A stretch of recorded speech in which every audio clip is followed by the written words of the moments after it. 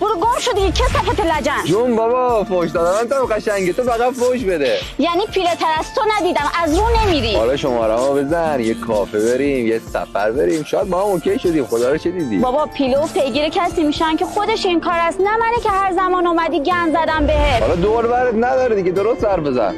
یا شماره رو میزنی یا چی؟ یا شمارهشو میزنه یا چی؟ گوشی تو مگه نمیخوای بیا پایین؟ ای بابا چی میگی تو؟ هر دفعه میام تو خیابون یه فردینی پیدا میشه. بده گوشی رو. تو رو خدا.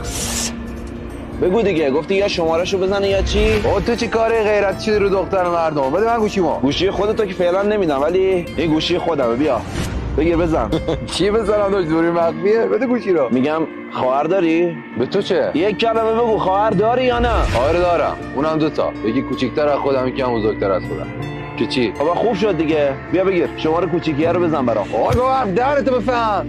چی شد؟